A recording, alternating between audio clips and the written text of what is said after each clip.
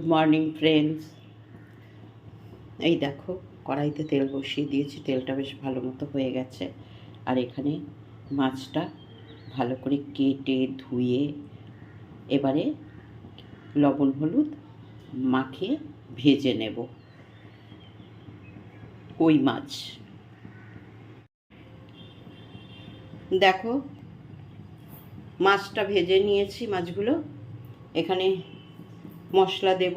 ছোট্ট একটা পেঁয়াজ নিয়েছি, রসুন আর লবণ হলুদ, আর দেব জিরে আর মৌরি, সঙ্গে শুকনো লঙ্কা, কাঁচা লঙ্কা বেটে, ও গোলমরিচও দেব, কয়েক দানা গোলমরিচ দিয়েছি। এই মশলাটা একসাথে বেটে দেব।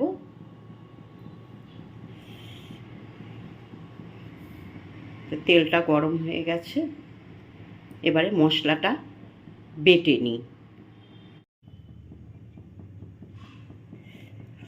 দেখো, তেলে এলাচ দিয়ে দিয়েছি, এলাচটা একটু ফাটিয়ে।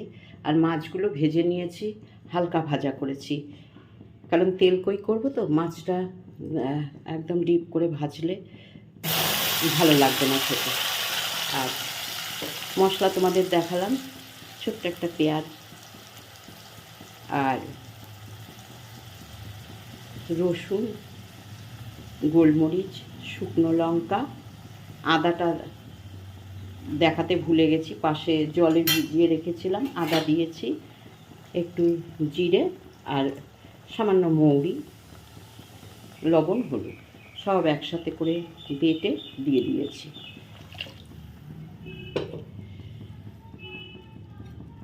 এবারে ভালোভাবে মশলাটাকে কষিয়ে নিতে হবে।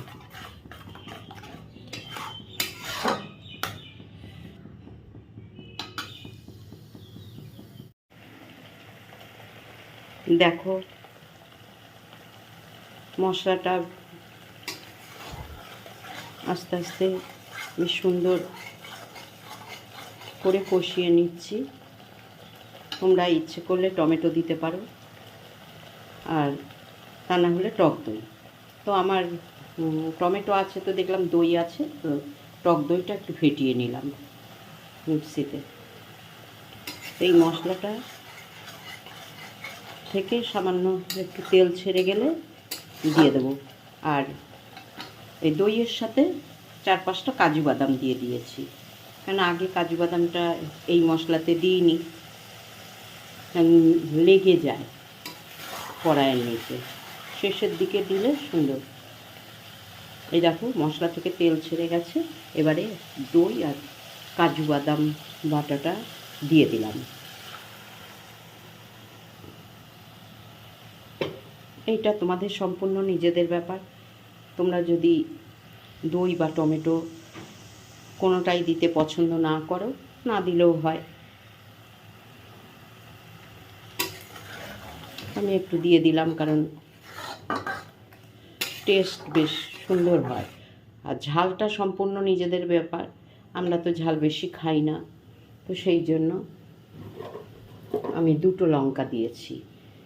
আর ধুয়ে রেখেছিলাম কাঁচা লঙ্কা, কাঁচা লঙ্কাটা গোটা ছেড়ে দিলাম।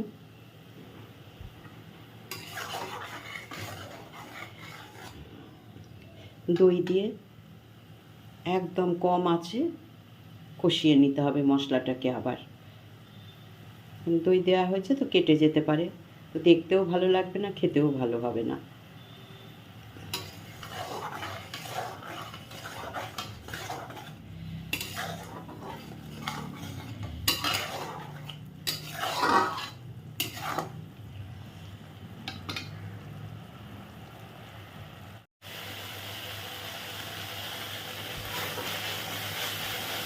দেখো, মশলাটা থেকে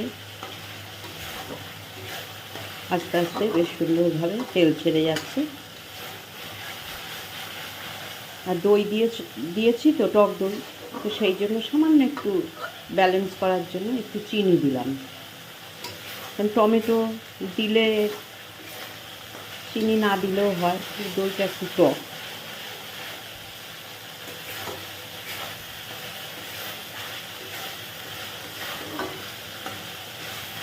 দেখো, বেশ সুন্দরভাবে মশলাটা কষানো হয়ে গেছে। এবারে জল দিয়ে দেবো পরিমাণ মতন, খুব বেশি জল দেব না, মাখা মাখা করব।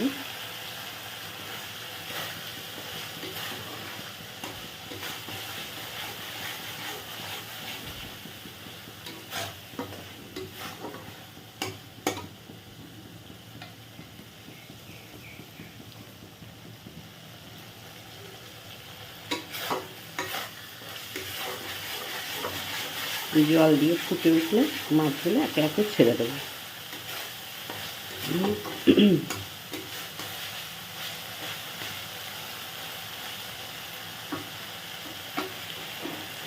এবারে জলটা দিয়ে দেবো, জলটা গরম করে রেখেছিলাম।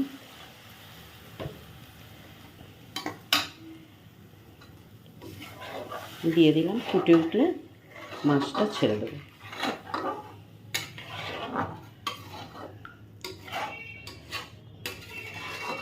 কালারটা খুব সুন্দর হয়েছে, খুব লালও হয়নি আবার একেবারে সাদাও হয়নি, কারণ টক দই দিয়েছি। এই দেখো ঝোলটা ফুটে উঠেছে, তারপরে ভাজা মাছগুলো একে একে ছেড়ে দিলাম। এবারে 4-5 মিনিট ফুটবে, তারপরে নামিয়ে নেব। বেশ ঝোলটা মাখো মাখো হবে, একটু না ফোটালে ভালো করে মশলার স্বাদটা মাছগুলোতে ঢুকবে না। যদিও মাছগুলো খুব সামান্য ভেজে নিয়েছি, কারণ তেল কইয়ের মাছ না, খুব মানে কড়া করে ভাজলে মশলাটা ঢুকতে চায় না ভালো, আর খেতেও ভালো লাগে না। তো একটু ঝোলটা মাখা মাখা হলে নামিয়ে নেব। এই দেখো ঝোলটা বেশ সুন্দর মাখা মাখা হয়ে গেছে, রেডি হয়ে গেছে আমার তেল কই। এবারে মাছগুলো একে একে নামিয়ে নেব।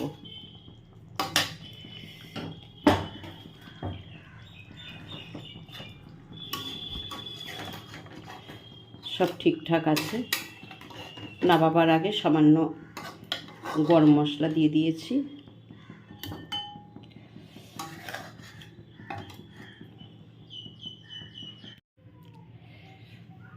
দেখো নামিয়ে নিয়েছি। তেল কই খুব যে বেশি তেল দিয়েছি তাও নয়, তোমরা ঝোলটা দেখলেই বুঝতে পারছো, কিন্তু বেশ সুন্দর একটা গন্ধ বেরিয়েছে। আশা করি খেতে ভালোই হবে। আমি এই পদ্ধতিতেই তেল কই রান্না করি, তোমরা করে দেখবে, ভালোই লাগবে। তো আমার এই তেল কই রান্নার রেসিপিটা তোমাদের যদি ভালো লাগে, লাইক শেয়ার সাবস্ক্রাইব করো। প্রত্যেকে ভালো থেকো। নতুন ভিডিও নিয়ে পরে আসছি। আজকের রেসিপি তেল কই।